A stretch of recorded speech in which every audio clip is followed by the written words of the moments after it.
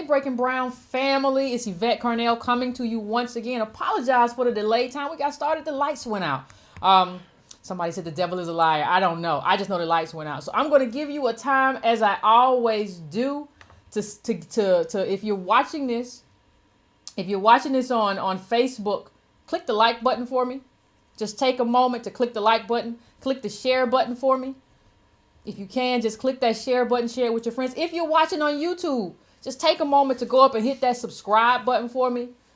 Like this, tweet it if you are a person who tweets on social media. I can't really do it. I tweeted the other day because I couldn't get into my Facebook account, so I started tweeting, and I realized why I don't really tweet.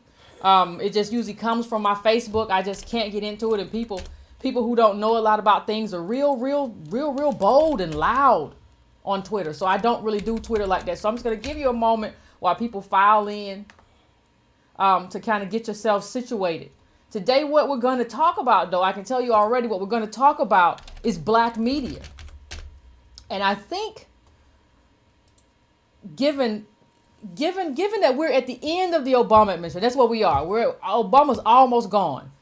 And people say, well, how long are we going to talk about Obama? We're going to talk about Obama until he's gone.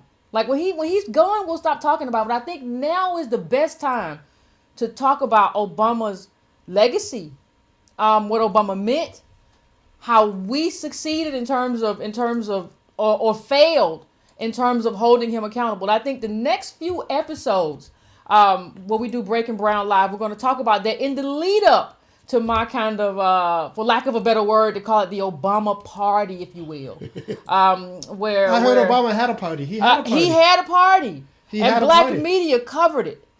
Black media covered it. And so that's why we have to talk about black media. We have to talk about how black media, what black media is, what black media is not. How do we define black media? How do we sustain any good black media is out there? How do we assess it? How do we decide what black media did right, what black media did wrong? I mean, these are all questions that have to be asked and answered. And I think part of the problem is that nobody else is asking and answering these questions. And that's kind of why we're here. For those who don't know, I've been doing this for years, since I think since 2010. And I was at Your Black World. And from Your Black World, I started breakingbrown.com, which some of you know. And that's kind of my evolution. So I'm not new to the black media sphere. I have been a vocal critic of black media, however. So that's what I want to talk about. And one of the things that I want to begin with, I think you should always begin a conversation with the right frame. And the right frame for me is Ida B. Wells. That's the right framing for me. And she said, if you don't know, she covered a lot of the lynching that went on, especially during the period around 1919, all around there. And she covered it in terms of writing about it. And part of the problem that she said part of the problem is that the people who do the lynching, the white people who do the lynching, are writing about the lynchings. That's the problem. And I think the problem exists today. Yes, the white people who are in positions of power and who want to maintain power and who are friends of those who want to maintain power are doing all the writing, right? And not only them, they're also putting in place black faces that we talk about a number of times here. Jonathan Capehart, Angela Rye, all of those people putting in black faces to do that writing. So what you see is that propaganda has gotten much more bold. Propaganda has gotten much more efficient in how they do business. And it's not just about those white people. So I want to talk about this as concise and surgically as I can. That's how I want to kind of bring this home. And so when we talk about black media, the one thing I want to put up in a second a clip, and it's clip number 1. I mean, I don't want everybody to think that, oh my God, Yvette is just hating on black media. She's just being so mean to black media. No, I think we have to kind of assess this. So let's just put that up, and I want to show you what that is. This right here is news. This is News One. It's on. News One. It's on. That's News One, right? News and that's the. And I'm going to use a lot of News One examples here, and it's not because it doesn't happen at the Root. It's not because it doesn't happen at the Griot and everywhere else. It's just Tell the people what News One is. News One is a black media outlet. It's a Kathy Hughes operation, I do believe still. They have TV One, News One. Roland Martin's associated with it. But when you look at this picture that I'm showing you, this is indicative of black media in the Obama age, of this passing around images of the first black family to kind of inflate our ego without doing anything for the benefit of black people. That's what we see. That's what all of these have become. It's become sort of like clickbait. That's what it's become. And so what they do, and right now while I was talking to you, News One came up, and it was something on my Facebook scroll, because I'm watching this as I talk to you all, and it says the skin she's in on the beautiful brownness of Michelle. Now I just don't know how Michelle being beautiful and brown enhances the quality of life of African American people. I just don't understand that. And so this is kind of where I am now. Now people will say symbols matter. Symbols matter, but the question is, how much do symbols matter? Okay, there has to be, symbols matter. Symbols are. I wouldn't be one to tell you that symbols are not important. They are. Symbols are important. Obama would not have been president if he had not been a symbol of and had not connected himself with the struggle of African Americans. He would not have done it if he had not put on the cloak of African Americanness and tried to connect himself with the civil rights movement and said that he can lay a claim on that bridge on Selma. He would not be president today. So symbols definitely matter. The question is, how much do they matter? The big question is, do they matter more than, say, this?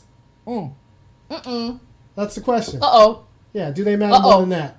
How much did he cut in food stamps right there? But how much did he cut? Did you see that picture of Michelle, though? Oh, yeah. But see, we missed that. We were watching the picture of Michelle, so we missed that. That's the whole point. Like, we missed the big stuff. The big stuff that impacted us during these past 8 years. We missed it. And we missed it because of what? Now, if you go there, there's another one. It doesn't have a clip number beside it, but it's a News One down there, last one for the bar. Yeah, right there. There's another one, not the last one, the next to the last. If you blow that up, I took up a whole news stream of like new. And this is like what year is that? It's like 2011 or 12 or something. And everything on that news stream is just basically nothing. It's fluff. Like, this is not real news reporting. It's okay. Maybe black people don't have real problems. We have a lot. Middle black family has $1,700. I mean, $1,700 in wealth. Not even $1,700 in bank. That's a problem. And so, but instead of dealing with those problems, this is what we did. And I think part of the issue that we have to break down is, like, how did we get here? Because a while ago, I think it was like 2003, Glenn Ford of Black Agenda Report actually did a report which showed that Kathy Hughes of News One and TV One was actually in a space of where she was. These are $1 billion radio stations, and she did not have one news reporter. Okay, all of these stations, all of this money, and she didn't at that time. Now that's been about 13 or 14 years ago. But think about that. She had a multi-million-dollar, Kathy Hughes, multi-million-dollar radio platform, and did not have one reporter. How can you say you're doing news if you don't have reporters on the ground? And I'm talking about it, and it doesn't even matter right now if later on she got one, she got two. Do you understand? This woman was doing radio without reporters. And so what they've basically done for black people, this hasn't been done for white people. They still have reporters. What black media has is, like, we don't have anybody to actually do the reporting. In most cases, the black people that you see doing the reporting, those people work for white people. So you know, I'm asking you, Irony, is Joy Reid a black media person? Is she a black reporter in terms of a black media reporter in terms of what we need for black media? No, she gets paid by Clinton. Like, I think it's obvious. I think it was obvious to everyone no, she got paid by Clinton to do whatever Clinton asked her to do, and she would do it because she likes that check. Like, until black people pay her pockets, Joanne Reed, and I'll be honest, like, I like Gwen Ifill as a person. Well, she just passed on. May she rest in peace. Yeah, may she rest in peace. But, like, as a person, great. As a person doing black politics and black journalism, no, she was part of the problem. That's fine. It's great that we have black faces doing white journalism, but that's not the same as a black politics. And in order to do a black political journalism, you need black reporters who are paid by black editors. And I think that's only going to come if, like, the people who are subscribing are black. Yeah, I think what we have to kind of wrap our heads around is that what we see as media isn't media. Right. I mean, isn't news. And we've been made to think it's news just because it has a headline. Right. And so, there was a great and the thing may be the image may be up there, but not too long ago we had this T.I. had this whole thing where he wrote this thing, and I think Antonio covered it, but he wrote this whole bit about Obama, you did us good or some mess like that, and it got picked up by a major news organization. And the only reason, like, somebody like T.I., who was basically trying to take attention away from the fact that he's getting a divorce and people are alleging that he got 2 baby mamas at the same time, he finna have 2 babies, he can take attention away from his own shortfalls and his own failings by writing a letter about how wonderful Obama is, and news organizations will pick that up because it's news. Like, how is this probably 30-something rapper who, has no particular knowledge of politics going to assess that for us? And not only, like, that would have been okay. And get picked up. But not get picked up by some hip hop magazine. That's fine. If you got, I kind of understand that. If Hip Hop Wired or one of those places picks it up, I get it. That's hip hop, and he got something to say, even if it's stupid. Okay, fine. But you get picked up by a major paper. Right. That's a problem. But the problem is because we're so immature in terms of the kind of content that we want to consume, that it becomes a problem. I mean, even if you look at it, people, like, I want to talk about where this all started. So for me, I can trace this all back to the Obama administration. I mean, to the beginning of the Obama administration. Even before the Obama administration, there were problems. Does anybody remember? Oh, I'm sure everybody remembers, because everybody on my page really follows politics. The big thing that happened was the fight between Tom Joyner. It was Tom Joyner, and it was Tavis Smiley. Tavis Smiley used to come on Tom Joyner's show all the time and do these, I don't know what it was. Was it the 5-minute Black History? Somebody tell me. I don't know what. He used to come on his show all the time and do something. Well, there was a problem. He was raising up too much kerfuffle. He was trying to get rid of our first black president. He was trying to say, what is he gonna do? This is 2008. 2008. Yeah. 2008, Tavis Smiley quits Tom Joyner's show. Because you know why he quit? Because everybody was just like, you a hater. I got so sick of that word. I got called hater so many times. You just a hater. No, that's not how. Let me just tell you something. That's not how you talk about politics. If you disagree with something that I'm saying about Obama, who is a political figure who was running for the highest office in the land, your criticism can't be as juvenile and pedestrian as to call me or Tavis Smiley a hater. There are a lot of criticisms that you can make against Tavis Smiley, from his connections to Wells Fargo or whoever financed black in America, whatever. A lot of valid criticisms. You can make those criticisms. It's not a good criticism to call him a hater and say he just don't like Barack Obama and to get him run off that show.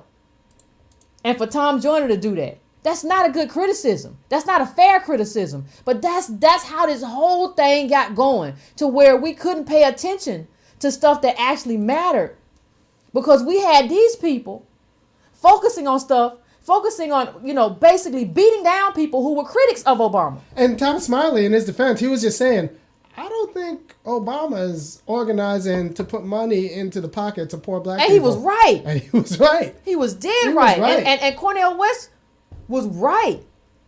So, but that's not how we engage. We don't know how to engage politically. It was, oh man, You a hater. I don't know why you gotta be like that. You know what? And it was just Tavis Smiley and Cornel West. They were saying that guy Obama, he's not our guy. He might not be our guy. He might not be our guy. He might not be our guy. You have to look at the fact that he might not be our guy. Somebody else who said that and switched up was Michael Eric Dyson. Michael Eric Dyson made a very good point early on and said that he's Pharaoh. He ain't Moses. He made a very good point early on, and then ended up sitting next to Obama, smiling, trying to write a book and doing all that stuff, and trying to promote Hillary. These are our black media, and this goes to show because you're not getting paid. It was obvious to me that the first Dyson was the Dyson who was telling the truth. Who was saying that Jackie Robinson? He said that Jackie Robinson wasn't the best in terms of black baseball players. He was just the best one with the set of skills that would work the best for what he was going to be dealing with. That was true. Nothing wrong about that. And even if you look at black media, like go to clips 3 and 4, I want to do a comparison. I want to do a comparison for you in terms of how black media covers stuff versus how what the truth is of the situation. So like here is look at this. Obama has the highest approval ratings. Again, News One just he drops the picture of him dropping the mic, Obama out. He has the highest approval rating. There's no discussion in that in terms of whether or not he deserves that approval rating, what he has done for black people. And even if you go, it's a funny thing you saw even in that News One, you see a lot of things about how a lot of black news outlets have been reporting about, clemency and all the people Obama's freeing all these black people. Well, there's an interesting story about that. Put it on. Put it on. There's an interesting little tidbit in Twitter I found about how many people have actually been benefiting from the clemency that you folks tell me is just coming down the pike. Not a lot of people, and these are a lot of non-violent offenders who are going to be stuck after the first black president is long gone. But black media is doing all these articles about how wonderful Obama is and all this clemency. It doesn't really make sense. So I think you have to trace it back to all of these arguments. And let's not forget, this was not the only argument. There was not, in terms of your black media figures, this Tom Joyner, Tavis Smiley thing was just the beginning. At one point, you had y'all's boy, and I say y'all's boy because he was never my boy, Steve Harvey, calling, was it Tavis or Cornell? He was calling all of them like Uncle Toms. And he was saying they were, Uncle Toms, like the black intelligentsia is like Uncle Toms.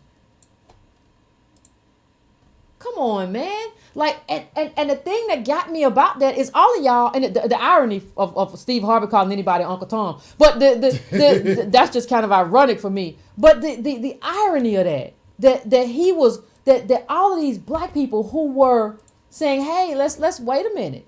Black people are poor. What are you going to do about poverty? What are you going to do about, we're going to do a poverty tour. Oh, look at these Negroes going around doing a poverty tour. I had some people tell me, well, maybe all the people poor, but everybody ain't poor. Well, the data says differently. And if you just disagree with the data. And data says a lot. Not everybody's poor, but there are a lot of people who are poor. But didn't they tell me, well, Yvette, data can be twisted. No. When the median net worth is $1,700. But there's no. But here's the thing: if the data can be twisted, like your job is to go in the data and show me where the data is wrong. You just can't say I don't believe the data and walk away. This is not a faith-based argument. This is an evidence-based argument. You can't tell me you just don't agree with the data and then move on. That's not how any of this works. You have to go into that data and tell me, hey, listen, Yvette, look at the methodology. I don't like the methodology, and here's why. The methodology is problematic for a number of reasons, and here's why. Let me tell you statistically why this wasn't calculated right, and here's why. Or, Yvette, I have a different study. Take a look at this different study I have. No, we had faith. Yeah, it was just you can't trust data. That's the entire argument. No. I got a rich uncle who's got something. Who? We didn't have data. We had that. We had stories about someone's rich uncle, or like I know somebody who has some money in the bank. Who? Nah, well, they would say one They person. can't never show you these bank statements. Everybody got somebody in the bank. But can't nobody show me up. I want to see statements. Like now, you can't listen, you can't come to me no more and tell me I got an aunt or uncle. I want statements. That's all I want. I don't hear about your aunt. I don't hear about your uncle. I don't hear about nobody you know at church. Like, you got to bring me that person, and that person got to show me bank statements. I don't believe it, because a lot of y'all out there are lying. Either you're lying or you're being lied to. Sometimes you're just being lied to. You're being lied to. You're being lied to. Your uncle had something 10 years ago, but then like something happened, and now it doesn't. Yeah. Yeah, and then what you don't understand is now you come back and tell me. Now you come back and tell me and say, Yvette, I don't understand. Like, why didn't we ask for anything? Why didn't we demand anything? Well, hold on. Let's go to clip number 6. Let's go to clip number 6 real quick. For all of this, why didn't we demand anything, or why didn't you say anything about Obama? Why now? Why make fun of these black men? Why now? Oh, I do. Everybody can get it. But why did you do it, Yvette? These people are smiling. Look, you got a problem with happy black men, don't you? I got a problem with happy black men who shouldn't be happy. Okay, there you go. There you go. This is an article I wrote in 2013. I have been writing about this since 2010. So don't tell me, well, Yvette, why didn't we do this? So we didn't. I've been asking, and y'all been calling me a sellout and a hater and all kinds of things out my name, send me death threats in my inbox, atrocious stuff. So don't say why didn't we demand. We didn't demand because the media isn't structured in a way for us to demand. Right. Black media has not been structured in a way for us to demand anything. Because you couldn't, before I started writing for myself, I was writing somewhere else. And it was a black media outlet before your Black World. And what they would tell me when I tried to do something that was negative about Obama, I would get into this back and forth. Well, don't you know that he can't really do anything? Well, wait a minute. I worked on the Hill and you didn't. So how you hired me to be a political reporter. So how are you going to tell me what he can and can't do, and but there was no space. There was no space in because all the black media were doing the same thing. Everybody was fighting for clicks, because we're click-based media now as opposed to subscription media. What are the stakes? The stakes are everything. What are the stakes? Stakes are everything. We're click-based media, so we want to click on LeBron James stories. What's the big deal? Because that makes you stupider. That makes you stupid. Because you're clicking on it. I mean, think about how stupid that LeBron James story is. This black man carrying a bag of money somewhere to kind of make us believe that black people have money. No, that's not how money is transferred. Money is transferred intergenerationally. It's not transferred by some giant black man carrying around a sack of money to give to somebody else. A sack of $1 million. And so it's just to project to us that there's money to be given and that black men have money. You don't understand, we talked about the power of symbols. You don't understand the power of seeing a symbol of a black man with a sack of money walking through the street. You don't understand how that makes you feel, how that makes young black men feel about what they can do and what they can be. The only problem is it's a lie. It's not based on anything real. It's not based on any data. It's not based on anything that we know about opportunities for black people, especially black men. So that's a lie. So we don't understand the power of how these symbols are being used to grind us to dust. That's what's happening. But you can't have that conversation when you don't have any media that's serious. Black people don't have serious media. We just don't. We don't, because we're so clickbait. So what we're trying to do, and I've worked in it, so I know what everybody's trying to do is trying to put up an article that has a salacious headline that gets you to click. Because everybody, let me tell you, and that used to be kind of the mantra. It was mine too. If you're trying to get clicks, my headline is fighting with everybody else's headline because nobody's subscribing. Subscription media was the best model because you would subscribe and you could see hey, I know how my revenue stream is going to look because I know how many subscribers I have. But you can't do it anymore because it's click-based. And click-based is how you end up with garbage. Time and time and time again. But what are the stakes? So we end up with garbage media. You don't know anything then. And we have problems that will only be solved. How can you solve your problems by being unintelligent? Right. That's the question. How can you solve your problem by not understanding what the problem is or what the stakes are? Or even comparing yourself in terms of, hey, this community got this much money and you got zero. How can you solve a problem by not even understand how we exist comparatively to other communities? or anybody making the case as to why we should get more in other communities because of what's all of these cases that like the conversations we've had. Right. These conversations aren't really happening in other places. Right. So we need a media that actually speaks to the specific historical situation of black Americans, descendants of slaves. Yeah. And then a media that actually speaks to that pain and that problem. But the issue is, I don't know how many white people are going to pay for that kind of media on like MSNBC. They're not. You see what they pay for. They pay for Jonathan Capehart. They pay for Joy Reid. They pay for Angela Rye. They pay for Charles Blow. They're not going to pay for that. They're not going to pay for anyone who said that actually black people are poor. No, and not only, and don't stop there. Black people are poor, and the government needs to help us do something about it. Right. Nobody's saying you just got to do it, but you need to help us do it. Because you caused. Why can't we get more small business loans? It don't make no sense that we only got 1% under Obama. Like black media should have been demanding. Listen, Obama, give us that. Black people should have been demanding Obama, like for Obamacare. He could have advertised that on black media sites. Like here's an ad. I'm going to pay black media for ads. Right? He could have paid me. Or pay Dr. Watkins, Dr. Boyce Watkins, any of us that own media, and say, I'm going to pay you to put this ad up on your page, and people can click and they can go to Obamacare. And it would have helped conceivably get black people enrolled in Obamacare who qualified. Now, people are going to say that, look, Obama was hemmed up by a Republican Congress. But the truth is, Obama had a $2 billion, that's billion with a B, dollar advertising budget that's discretionary. So that wasn't the Republican Congress saying, Obama advertise in the New York Times. Don't advertise with Yvette. That was him just choosing not to do it. Right. And because we don't have a black media that's serious, we chose not to make him do it. Now, speaking of black media, those of you who are on the page right now, I want you to like this page if you can, and you can like the page, share it with your friends, even if you're on YouTube, and if Twitter is what you do, then tweet it as well. But black to black media, he just chose not to do it. He chose. This is a choice. This isn't the Republican Congress. He had discretion. Nobody had a gun with his head. He had discretion. He could have taken the banks he had more control over the banks than any president in modern history, because the banks were about to collapse. He could have said, you're going to lend to black people. He could have said, you're going to lend to black people. He could have audited the banks and said, look, my audit shows that you're not lending to black people. So as part of this bank bailout, this is one of the strings I'm going to attach. You're going to have to increase your lending to black people by however much.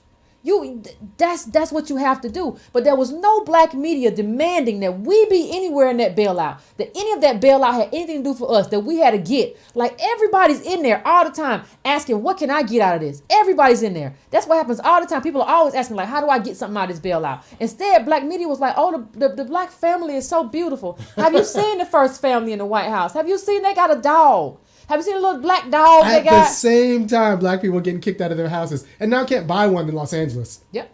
At the same time. Everybody was getting their piece. Nope, not us. No, we got pictures. And the thing, and people, when you ask me like, what is the issue? When you ask the question like, Yvette, okay, what is it about? What is it about black media? And what I will say to you is that, like, our understanding as individuals and as a collective group is conditioned by what we see. Right. There's no shame in that. And everybody's like that. There is like no shame in this. So it's like, if you're conditioned by that becomes who you are. That becomes an expectation. That becomes what you view as news. And that's how you view your answers. Right. Like your answers like come from that sort of conditioning in terms of what the black media tells you is possible. And so for the last 8 years, black media has told all of us, most black media. Now, I've been outspoken. Even when we got started, Boyce was outspoken about, Obama and being held accountable. We both were outspoken about that. And I think we deserve credit for that. But the job of that's the job of black media, to inform you about that and tell you what's politically possible. The job of black media is to tell you, hey, to kind of craft the political imagination of the black community and what our expectations are. And basically, what happened to us is that they told us, listen, Obama's doing the best he can. And they all said that. So the question becomes, that they all said that Obama's doing the best he can, what were the black community supposed to expect? Right. What were we supposed to expect? I don't, that's how information gets stuck to you. It's by your conditioning. That's how information sticks in your mind. It's just like if somebody, that's how it happens. And so you can't, but I have to lay some blame on the African American community, because why don't we do anything different? Why aren't we asking for Roland Martin's job? Like, I think Roland, I have, like, my issue, like, I was okay. I wasn't a huge fan of Roland, but I was okay with Roland until he gave those questions to Donna Brazile. Like, when he gave those questions to Donna, because that's what CNN says happened. I haven't heard him challenge it. If he wants to challenge it, then challenge it, that's fine. But I haven't heard him say anything about, like, no, that's not true. CNN is lying on me. I ain't do it. I ain't heard none of those protestations. Okay? So the question becomes for me, why did Roland Martin put Hillary Clinton's campaign ahead of the black community? Because I think one of the questions he passed on may have been on Flint. Another one was on, like, a death row inmate who was going to ask a question. And these were our moments to get in front of Hillary Clinton, who, as far as we know, was about to become president, or was possibility of becoming president. That's a big deal. But we didn't get, like, an authentic reaction for her because Roland Martin allegedly passed that over.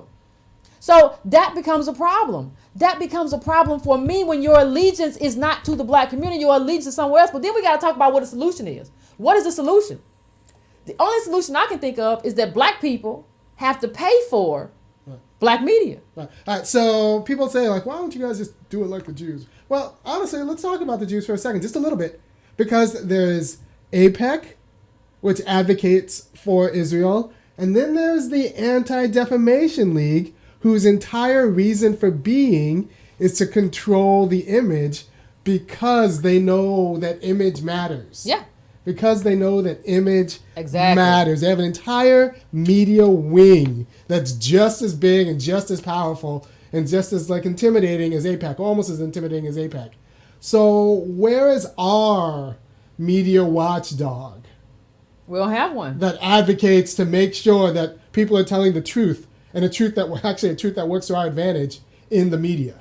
We don't have one, and that's the problem. Like, people always say, I want to be like the Jewish community.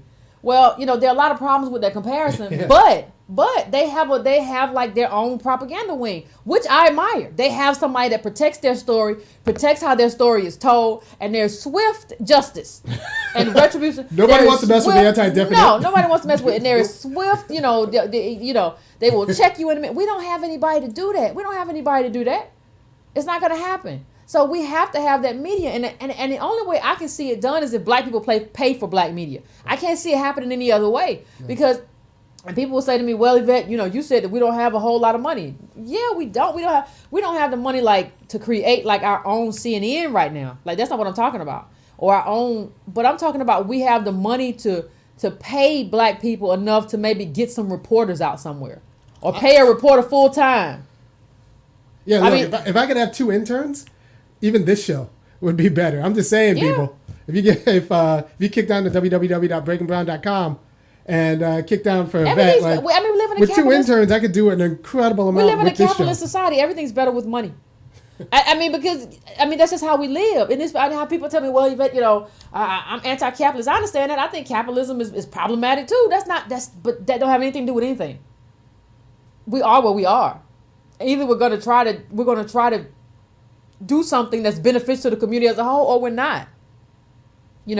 So I just, I would just be curious as to the answers that other people have, but I don't see a solution. That's not black controlled, and that means with money media. Yeah, that does, with money. Now, nobody's saying that you have to be MSNBC. You have to have a full-time staff at a headquarters, a brick and mortar headquarters all the time, covering everything. Nobody's saying that, but we need to have something where we at least have, like a couple of reporters who we can pay full time. All right, so people say, I'm looking at the YouTube chat right now, our people gotta want to know the truth first. And I think there's a chicken and egg problem that people don't understand with the media. The media creates the appetite in a lot of ways, right? Yeah. So, like, we can create people who want to know about black politics. And, like, but we need, or, like, there needs to be a black politics first, a black media first to create the demand. Yeah, because that's what it does. You see all these things, black, all these stories about black women's hair and all this stuff. And I'm not saying that people can't talk about their hair. But you look at the proportion of these articles to articles that actually matter in terms of black life, that actually matter in terms of what's happening to black people. And you wonder how that happens. You wonder, how do we get here? That we have all these articles about T.I. We have articles about Soulja Boy gonna fight Chris Brown. And the only reason I know that is because it's on my feed. Right. And you know what matters? I think black people need to know that, like, you know, we should have a complicated view of immigration, because in a lot of states, immigrants and illegal immigrants are taking jobs that go to black people, and we should talk about that.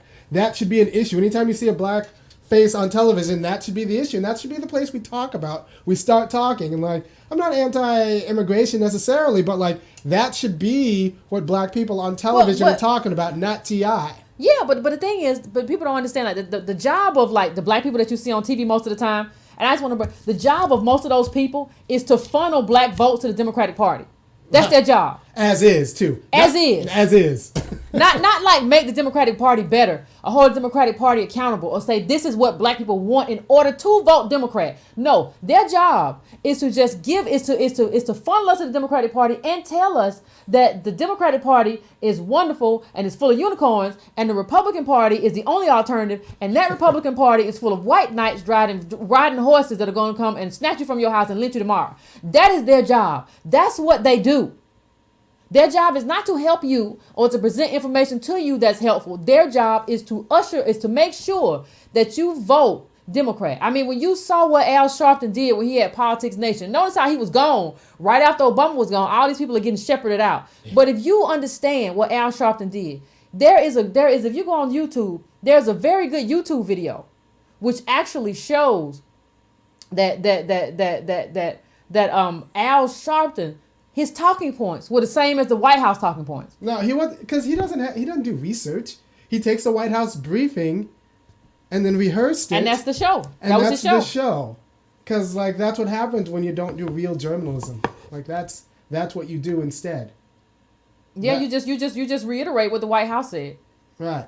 And that's a problem, because we have real problems that the White House isn't going to want to speak directly to. So you need an independent journalism who actually does the digging and follows the money, so that we can figure out, like, where our check is. Yeah, or figure out where the money's going. Where it's going? Cause it's funny how we don't talk about money, and that's insane to me, considering the fact that like the Capitol Hill ain't nothing but budgets. Don't give me anybody who talks to you about ideology and all this other stuff. No. Capitol Hill is about budgets. Everybody wants a piece of whatever budget comes down the pike, and they're trying to figure that out. But when you read Black News, and nobody's ever talking about money, nobody's ever talking about how much of this bill was just passed. How much did we get? How much did we get? What was our cut of this bill? Nobody's ever talking about that. You know they don't have your best interest at heart. Only thing Joy Reid, if you watch Joy Reid, and I say this today because she's the best example of how awful black intelligentsia is. That's why I say that. If you watch her, the one thing that you find is that that's all she's talking about. Like right now, the only thing she's talking about is how awful Trump is. That's it. That's the extent of it. So, you know, I think that that's something that we should pay attention to. And if you watch her, you'll see that I'm telling the truth. I mean, there's no other way to put it. Like if you pay attention to Joy Reid every day, she's not talking about anything. She's rolling her eyes and popping her neck at like Donald Trump is so awful. But she's not saying, you know what? The Democrats really messed up. And like, how do we fix it? Or, you know, he did say the words Black New Deal. And what does that look like? What does that look like? What does that look like? And you say those words every time you on television. I heard there's a Black New Deal. I want to know what it looks like. I want to know what it looks like. I want to know what it looks like. And that's what you say every time. Yeah. But the only thing they said was like you have to elect and re-elect Obama. And then the only thing they're saying is that you can't vote for Trump. Or you had to vote for Hillary Clinton. That's what they said. That's not politics. That's not politics that gets us anything or nets us anything. Right. So in a second, I think we're going to go to the phones because I really want to hear. I can't think of any way to have black media without people paying for black media. I just can't think black people paying for without black people paying for black people, because you want to be beholden like I get donations from you. So I can't say at a certain point, like, I can do what I want. No, I'm kind of beholden to you because you pay me. I can't. There's no way to escape that. But that's kind of what you want. You want somebody who, like, we pay Yvette. She can't just go out there and just sell us out. We pay her. Like, and we pay her for a number of years. Like, we're invested. Yeah. That has to happen. But it has to happen on a larger scale. Because Yvette would like to hire somebody to go and be like, hey, what's up with this? Yeah. And, like, I'm going to work on this black agenda, but it's going to be just like me and, like, Irony. Like, that's it. Because there's no money to hire anybody out to be like, hey, research this for me. How much money was in this thing? You know, and then can you research this budget? Okay, go back to Nexus, and go back like 5 years and compare the two and put some. There's no money for that. And so when you ask why we don't have those things, you have organizations, but they're funded by white people. So there's a lot that they can't say. And so this is where we are. Yeah, we need a media that's not scared of white fragility. That's not scared of hurting fragile white egos, and that's beholden to black people, especially the 30% of them who are below the poverty and the 50% who are like real close to that poverty line. So we have a specific claim on this country, and we need to get this claim out. And the only way that claim is going to get out is with black-controlled media that's not like trying to be anything except accountable to black people. Yeah, somebody on my page said beyond the buzzword study guide. You know, we need that suggested books and lessons on how to read and comprehend data. I agree. Yeah. And I'm going to throw something out here. You know, well, I'll throw it out for you next week. I got something for y'all, but I won't have it till next week. I'm not going to throw it out there right now. But are we about ready to go to the phones? In a few minutes. Yeah. Let me see if I can find a call-in number for you all that haven't been calling in. What I'm trying to get through the call-ins because I want everybody to be able to have a chance. Honestly, if we get enough funding, we can do this more than twice a week. Yeah, we can. If you all can call, it's 970-296-8222. Once again, that's 970-296-8222. I'm trying to finish up sooner than normal, so that I can take a couple of calls. But I just want to hear what you all have to say about black media. I want to hear what you all have to say about how we fix it. Yeah. In terms of what do we do? Some people don't think it's a big deal. So what if we just get celebrity stories? What's the big deal? I mean, but the thing is, the celebrity stories are social engineering. Like, does nobody understand that? It's part of a strategy. It's part of a strategy to neutralize black politics. That's all it is. Black politics is so powerful. We're owed so much. That like there's a whole multi-million, probably billion-dollar industry just to neutralize black politics. Yeah, the only thing they got to do is put somebody in front of you with some money, and then they know what you'll say is, well, we got money. Black people have money. I see them all the time on TV. I see them all the time on black media. I see all these couples looking like they're living lavishly. The next week they file bankruptcy, but don't pay attention to that. You know, these are all black people who are doing well. And so, I mean, the thing that if you don't get anything, I would like for you to understand that, like, LeBron James is not getting paid. LeBron James is not getting paid to go out there and dribble a ball. That's great. But he's really getting paid. He's really getting paid to, like, keep you in your place, to keep me in my place. That's what he's getting paid for. He's getting paid so that we don't act up because we believe that black people have money. That's his job. Why do you think they all do that? Why do you think they all come out and say the same thing? Why do you think Pharrell said he's the new black? Why do you think Oprah comes on TV all the time and says that, like with Michelle Obama, say race doesn't matter? These people are paid to convince you and convince people like me and you that, like, hey, first of all, we have money and we don't need to be racial anymore. Race doesn't matter. And we have wealth because they present themselves as having wealth. We don't know how much they really have. Didn't Kanye come on here and say he was in debt? And they tried to push it back and were like, no, he didn't mean to say that. Yes, he did. Yes, he did. He meant to say that. He's in debt. Half of these people are in debt. And nobody tells the truth. Nobody tells the truth. Because if the media tells you that you're supposed to have money and that other black people have money, now you're shamed and stigmatized for being broke. But everyone's broke. Like, not everyone's broke, but a lot of people are broke. A lot of black people are broke. A lot of black people are broke. And it's not their fault. It's because they come from broke people and because we have a legacy of keeping black people down in America that's, like, systemic and wide. Like, yeah, I mean, that's what they all do. Like, that's what every single one of them That's what every single one of them does. And they leverage us when they need us.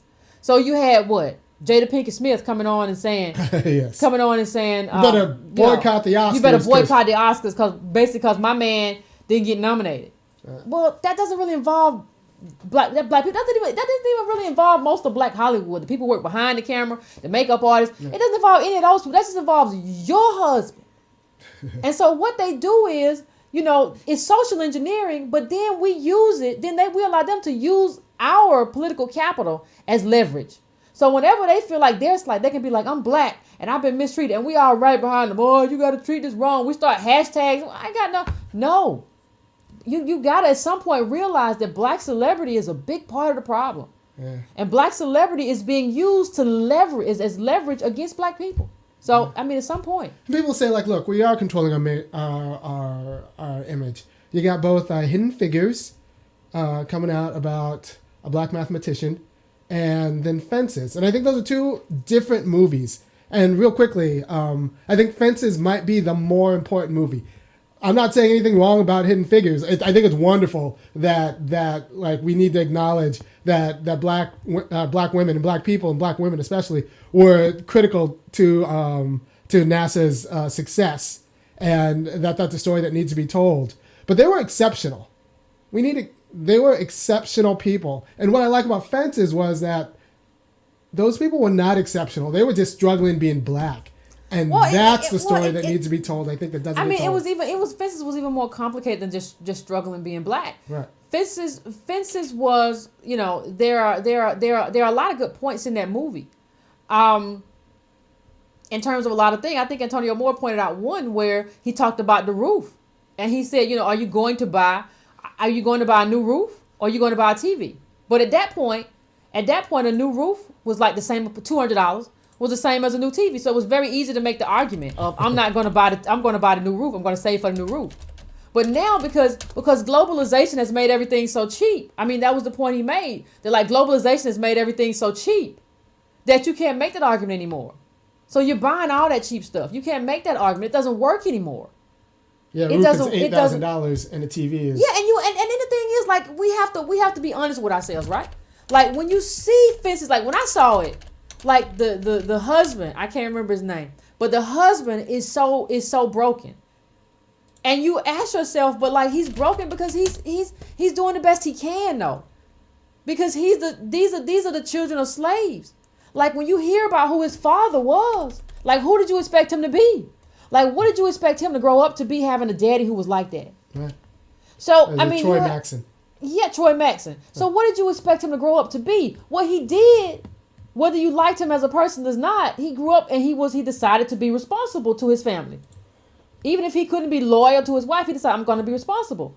He could have run off and left the family. You can't find that like it is now. You can find somebody with Social Security and put their stuff in, and it doesn't work like that back then. So even if you have to understand like that, you have to understand that he couldn't have been any other thing than other what he was. That's about the best he was going to be. He had a daddy who was he said something in the movie, spoiler alert, about wanting to be with a girl, and the daddy was trying to be with the same girl or rape the girl or something like that. Like this is what happened. This is how he grew up. If you grow up from that, and we have this kind of nostalgia, rose-colored glasses thing in terms of how we deal with sharecroppers and slaves, like they were all wonderful people. It was awful. But some of them were awful. But some of them became awful people because the political situations were awful. Yeah. So you might end up beating your kid if you got beat. You might end up hating your kid if like you were there and the only reason you had your kid is because one, you probably didn't have no birth control, but two, you needed them to work the farm. You didn't really want them. So some of these people became awful people. And like we don't want to own that. We just want to hold them up as like, these are wonderful people. And these people, these were our ancestors. Some of them were horrible. But they grew up in horrible position, in condition they could not have been otherwise. And so I think that's what you see with the main character. And that's what you still see with a lot of us. And I think you can't have that conversation. But that's an important story to be told. I think there's no shame in coming from horrible people. Like that's like if that's your legacy, and in Black America, like awful political conditions created horrible people, and then like we got to figure out like what's the intervention that would fix that. But I think you have to, and you have to figure out what's the intervention that will fix that exactly. And I think you can't look at him and be like he's horrible. No. You have to just be a little bit better. I think your responsibility, if you come from horrible people, is just be a little bit better. Like he was a little bit better. Like you can see he was responsible. He didn't just, he told a story. Spoiler alert again. Well, he beat, his daddy beat him and left him with black eyes off the side somewhere. Like if you have to just be like, I'm not going to do that. And so when he had the opportunity to beat his kid, he didn't do it. And that's a win. But we don't view that as a win. Like that's a horrible. No, that's a win. That was a win.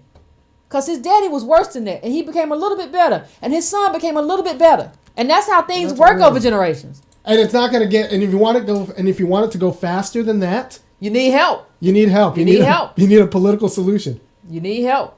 So do we have any callers yet? We can go. Yeah, we got callers. We got 20 callers. All right. Need help. We're going to go here. This might be Antonio. I don't think so, though. Hello, caller. You on? Hello? Hi, Army. Hi, Yvette. Hello. How are you? I'm good. This is Lisa calling. I really appreciate you guys. I just want to start out with that, and Happy New Year. Happy New Year. You guys are the best. And, of course Black media failed us. What else can they do? I mean, I think that, it's like what Black people have been doing for so long. It's like you've been the clown at the show. You're the jester, and you come out and you come and show for white people, benefit only and never to benefit your community. And as far as Joy Reid and Jonathan Capehart and, all the talking heads and the pundits that's on all the mainstream media, I think part of their problem is that, they want to have a check at the end of the day. Yeah. Because if you work for a corporation, you can elaborate on this, but if you work for a corporation like that, you pretty much have to sell out, I think, and report what they tell you to report, or how does it work? All right. Well, I think let's spend a moment and actually tell the people how it works. That was a pretty question. I think she's right. I think people. I think there's a natural, instinct, especially among humans and especially among Black people, to want to be stable. Like we've experienced so much instability as a community. Like all we want is to be stable. All we want is to not be insecure. All we want is to not live on that edge. Even if, and it's just like people say, well, what if you're a Black person that comes from some money? Well, you want to learn to kind of keep that and continue that, and that's rare. But I think we're want that. We're downwardly mobile. Let's be honest. Yeah, we're downwardly mobile. People born into the middle class. 7 out of 10 Black people who are born into the middle class will fall. 7 out of 10 people. Say that again. 7 out of 10 Black people. 7 out of 10 Black people who are born in the middle class will fall at some point, like to the lower quadrant. I'll bring up I'll bring it up because some people's gonna say, like, that's not true. Yeah, it's true. I'll bring up the receipts. But tell Black people want to know. I'm gonna put the image up and then let you talk. Are you ready? Well, yeah. Here's the image. Melissa Harris Perry. We're gonna tell a story. Tell a story. We're gonna tell a story. Do y'all remember when Melissa Harris Perry, when she was on MSNBC, and remember she left the show in a huff? It was all controversial. It was all over the news. She left the show. Well, when she talked about why she left the show, one of the things she said was that, and the reason why she had wanted to be on the show, and she said she had reached out to the head of NBC and was trying to get answers. She was like, I'm supporting people in my family. I'm trying to look out for people in my family. And I need to know what's happening to me. Like, I need to know what's going to happen with my money and my job. This is what she said. Now, this is a person who we think of as like the creme de la creme of Black media. She's got a PhD. She's got a PhD on MSNBC. She's well liked. She's light skinned. All of that. She's got all of that stuff, right? And I'm not trying to say, I'm not trying. Colorism is real. That's all I'm saying. She, that's who she is. And she still had to be like, listen, there are people in my family that I support. There are people in my family who I provide financial assistance to. So that's why she's trying so hard to stay where she is. And that's understandable. I'm not being mean to her. I'm just trying to show you if she's in that position, like, what do you think the rest of us are? Okay? What do you think the rest of us are? And so I think the cause right. It's just like, and I think some of us are okay. I'm not saying Melissa Harris Perry was a clown show. I disagree with her politics in terms of Obama. in terms of everything she said, do the we way even she know her supported politics? Do we don't sometimes I think I feel them. She's not like we. She was her politics for everything Obama. Yeah, that's true. And that's why she got the job. I mean, yeah. But you remember her making fun of the Soul Patrol, and that was a really good article. It was just turned out to be wrong. But making fun of Tavis Smiley and Cornel West, that was kind of her claim to fame. I remember she made that. She was something. Yeah, it was in the Nation. I remember that. So, if she's the only thing one point I'm making, if that's how she's living, and that's what she has to, that's the responsibility that she has. Like, I just don't know what you think other black people are doing. And I brought up the 7 out of 10 black families who are born in the middle class are actually going to move down to poverty, and Melissa Harris Perry knew that she was not immune. like she can read the data. Yeah, she understood. She can read the data. She knows. Understood. Like Melissa Harris Perry knows that if she loses her job, which she did.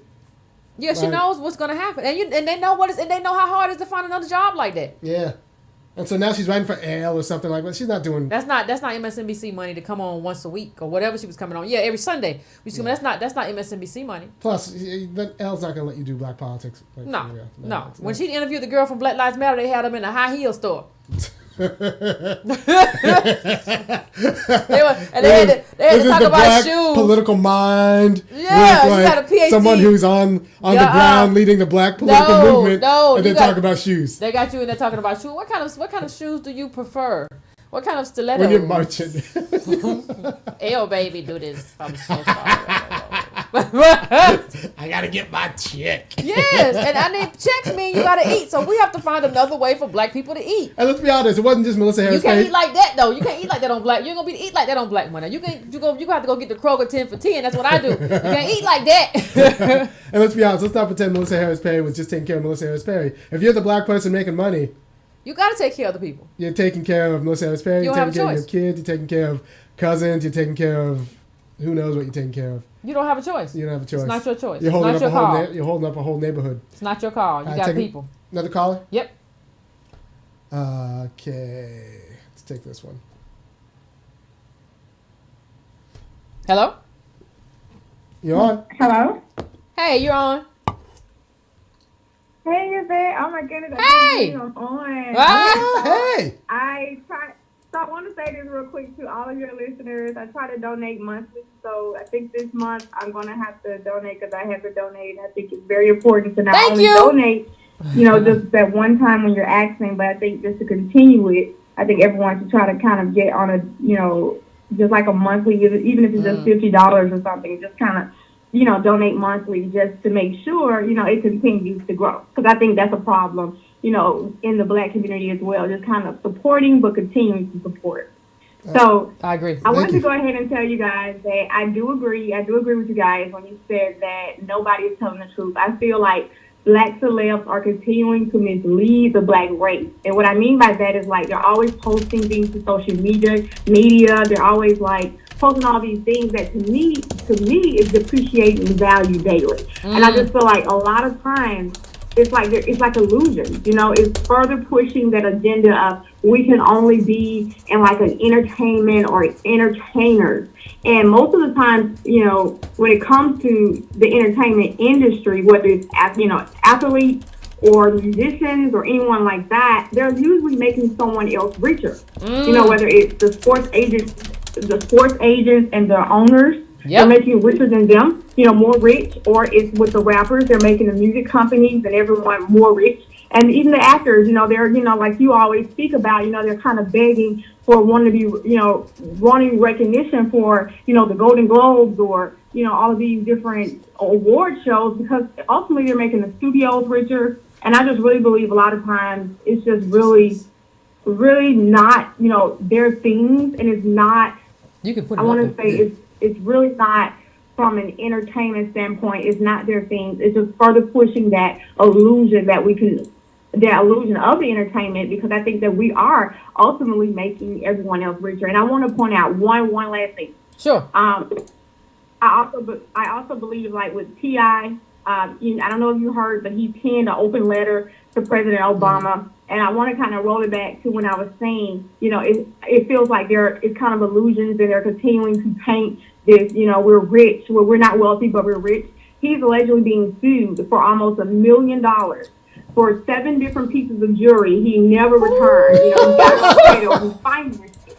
He got it on credit and he financed it over the last couple of years. Now, the jewelry really put it out there. He said it was 7 different pieces and it included a ring. Now, I'm trying to see if it's a tiny ring, but it included a $200,000 ring also amongst that jewelry. And basically, he said he stopped paying his payments. The bill got up. He asked him to return it. He has not been paying on it. So he's saying now he's suing for the total cost. And I remember one of the urban blogs posted this, and everybody was like, what?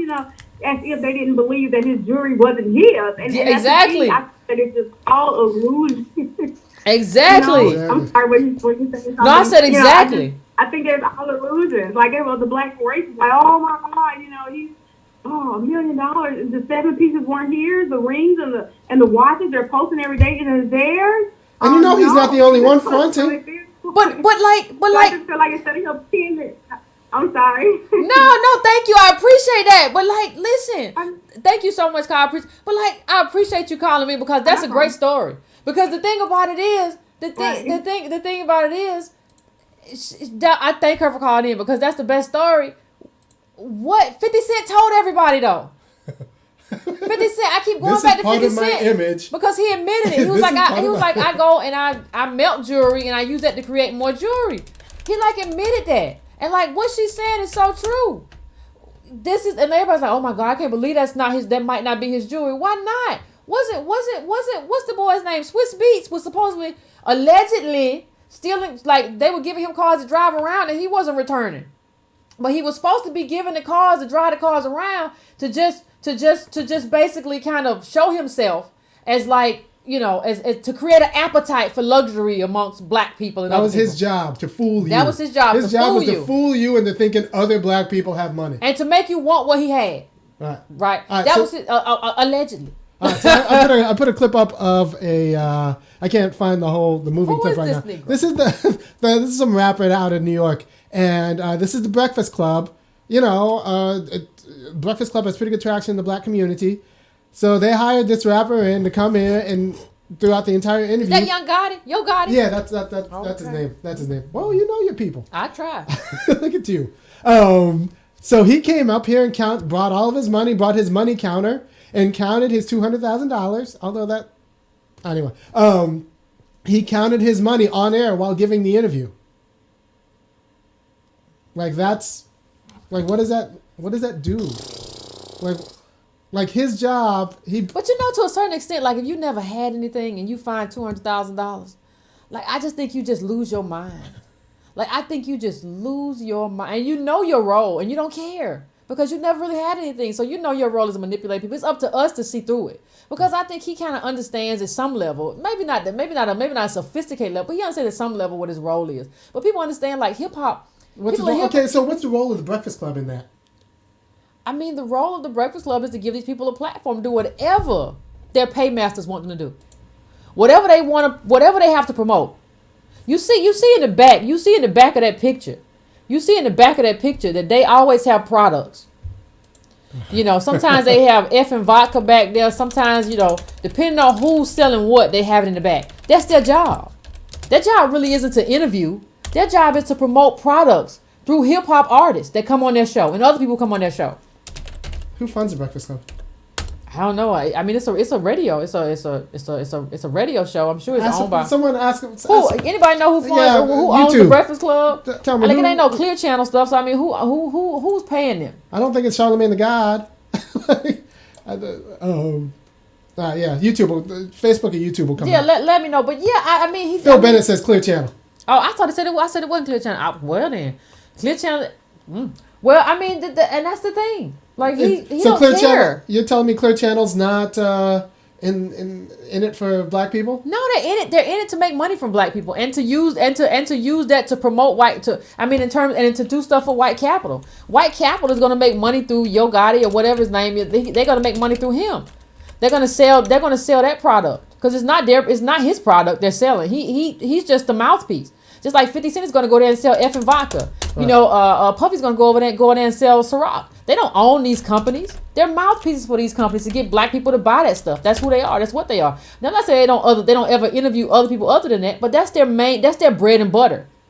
And it's a mutually reciprocal, kind of arrangement. Like they get paid to make sure that white capital gets paid. That's just how it works. Strategy. That's the strategy. And that's why you interview, what did you say his name was? Yo Gotti, I think it is. Yo Gotti. I don't know what the child's name is. Y'all know what the name is, tell me.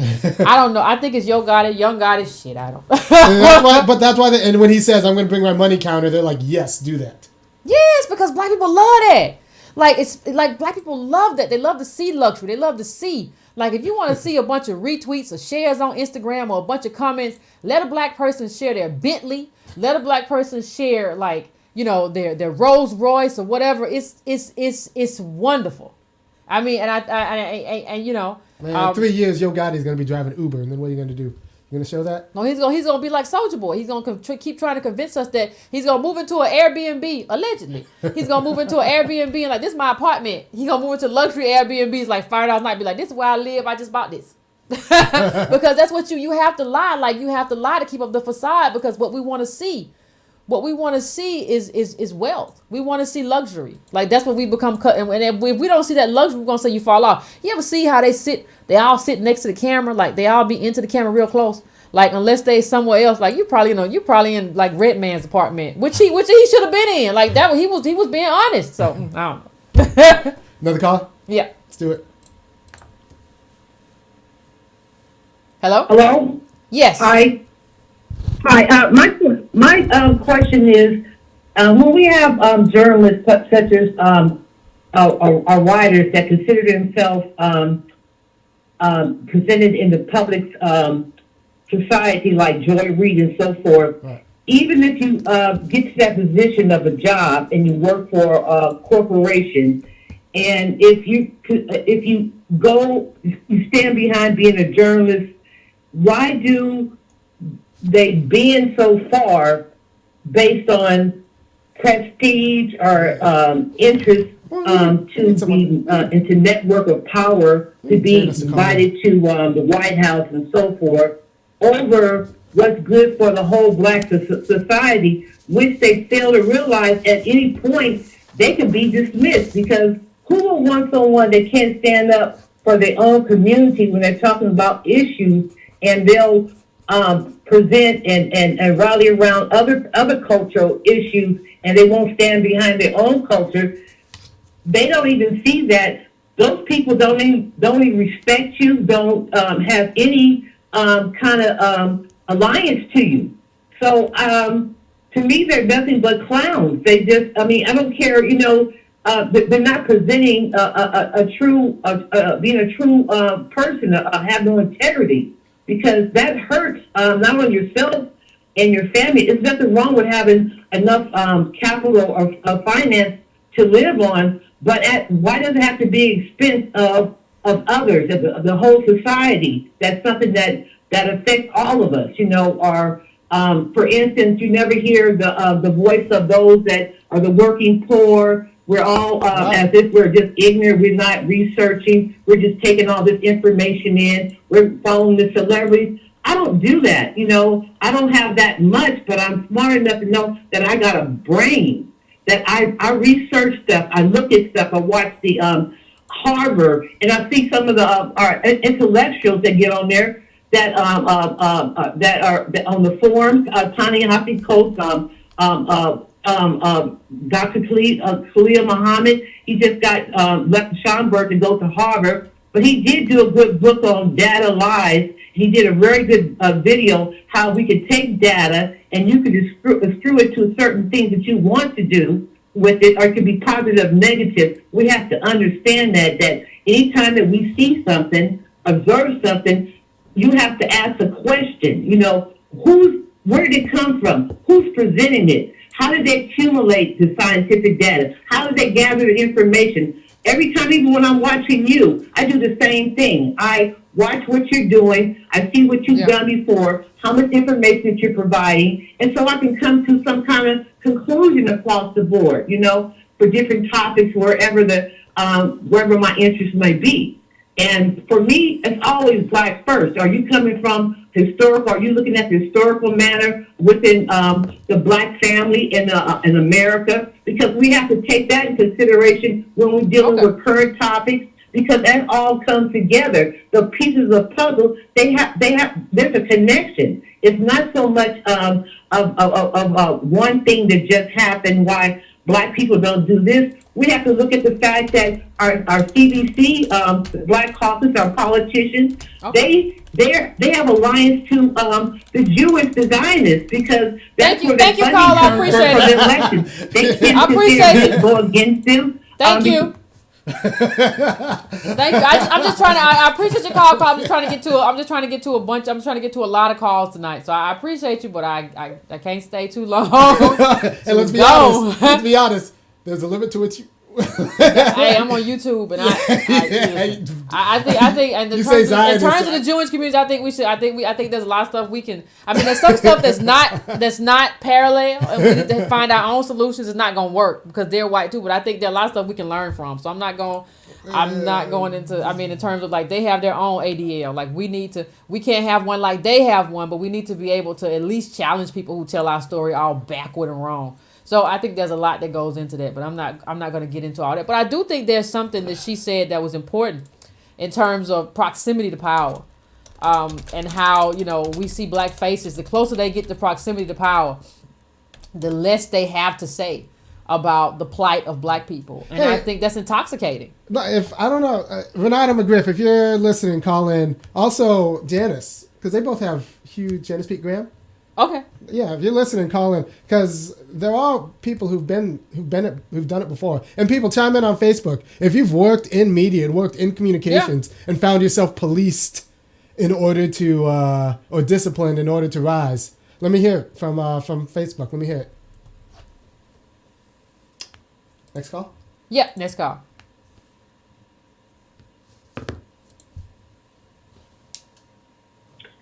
Hi, Yvette. Hi, Army. This is Stacy from Freeport, New York. Hey, Stacy. Good. How are you? I'm doing great. Just loving your show and realizing that, unfortunately, you do represent what we have now as black news. Really, what is left. This is the resistance. Intelligent black society doesn't have much. And we're gonna.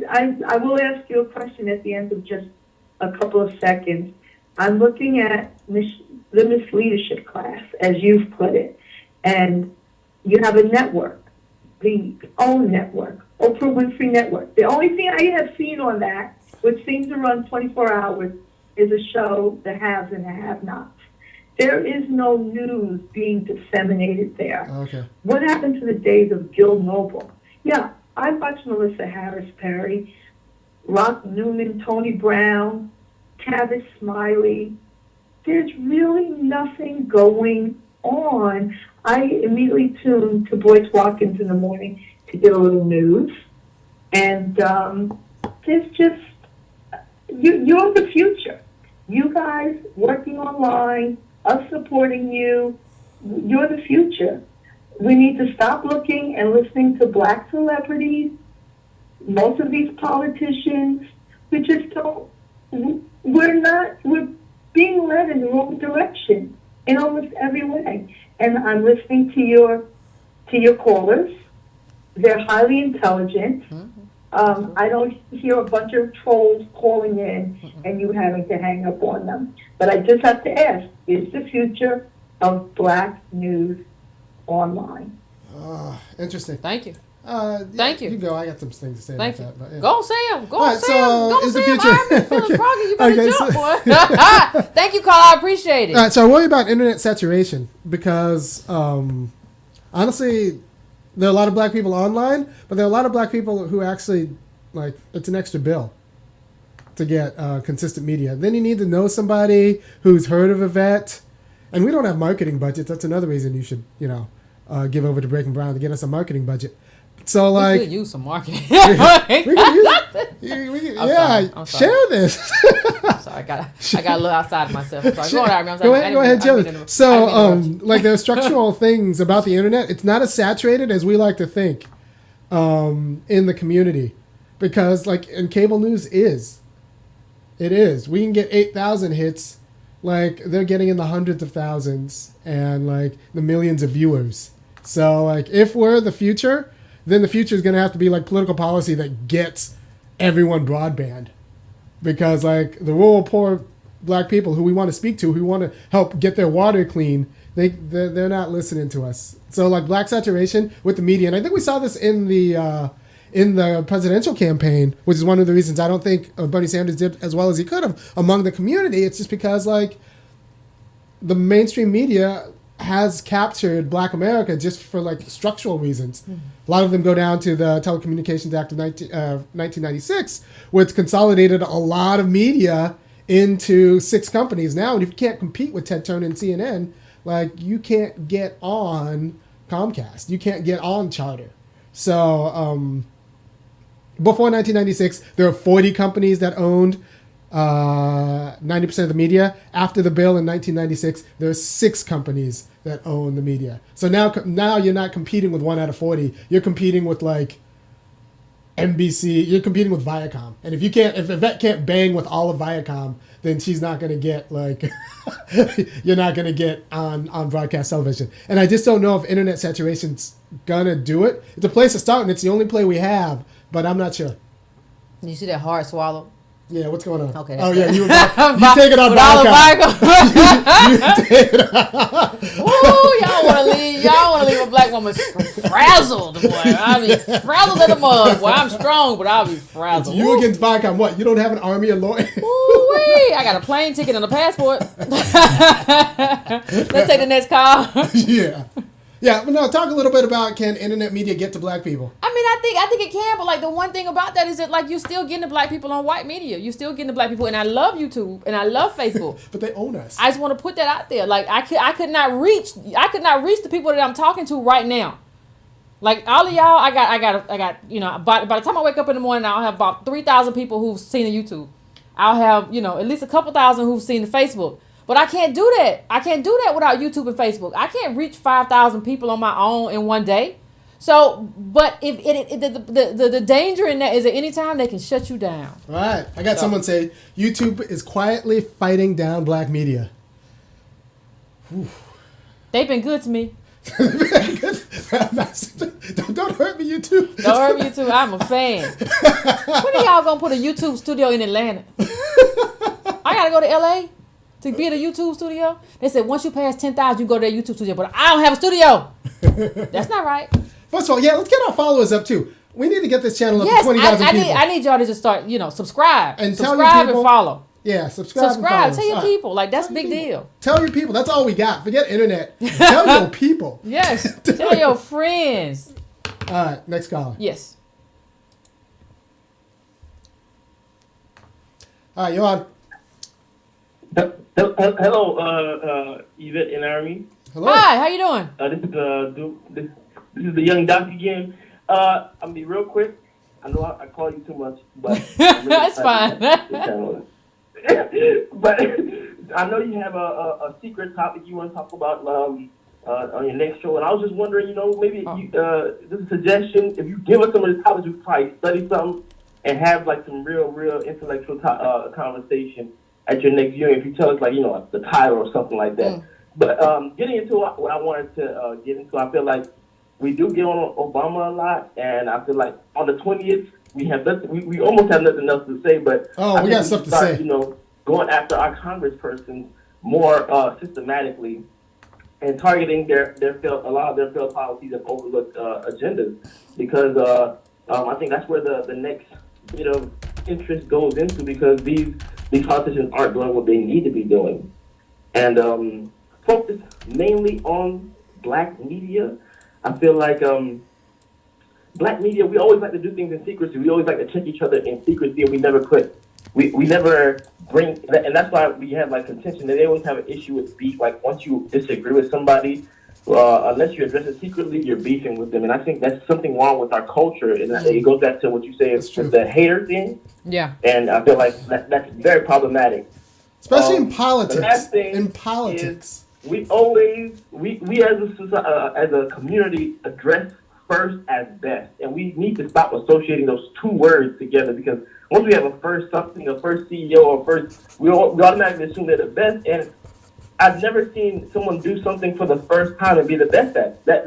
That concept is backwards, because you usually have to be a few iterations before you can perfect something and become a more appropriate or refined version of that thing. Thank you. But I love the show, and I know I talk too much. But you're good. We good.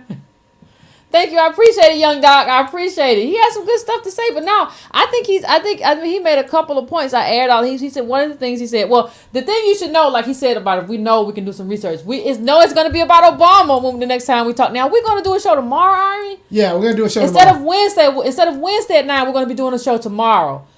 So keep that in mind, because Army has another engagement to do. So we're going to have to do something. We're going to do it tomorrow. So keep that in mind, tomorrow at 9 as opposed to Wednesday at 9. In terms of what he said about airing out dirty laundry, I think that's true.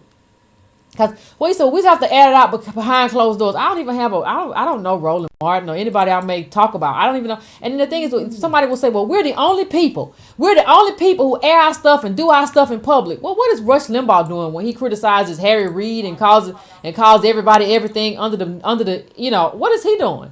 That's what he's doing. Like, what do you mean? Well, what about this? What about Harry? We're the only one. We're the only people. Listen, if anybody tells you, like, and if I do it, you tell me too. Just say, like, we the only people. No, stop that. That's stupid. Like, you finna say something stupid. Just stop somebody. Say, if you say we the only people, just stop, because you about to say something real stupid. Because we're not the only people who do anything. We may do it to a higher degree or whatever the case, but don't say we're the only people. Rush Limbaugh and everybody else, Democrats try to kill Republicans. Republicans take a jab at white Democrats all the time. So don't say it's just something that we do and we got to do everything behind closed doors. Part of the problem is that we support black people who don't have the black community in mind. We supported Barack Obama because he was black, and look what happened. So just support somebody because they were black is not a positive thing. Not in politics. Not in politics. And speaking of Barack Obama, I want to remind everybody, whatever that day is, I got to look it up. When he and Trump shake hands and Trump takes over the White House, I'm going to have a little party. I'm going to do a Facebook Live. There will be champagne. So I want you all to get y'all champagne ready if you're not an Obama fan. That doesn't mean I support Trump. That doesn't mean that's not what I'm saying at all. I'm just saying I'm ready for this caramel colored president to leave. He has done nothing for black people that's good. He has been detrimental. He has neutralized black politics. I'm ready for him to go. Maybe when he goes, black people will finally start fighting. Liberals will start fighting. I don't know. I haven't seen any indication of liberals doing anything except crying. But that's all I'm saying. And we're going to do so. Whatever I say tomorrow will be about Obama as a lead up. We're going to do a lead up to Obama leaving office. So, I haven't really set, I have a couple of ideas, but I haven't set on a topic for tomorrow. But I just want you to know it's going to be about Obama.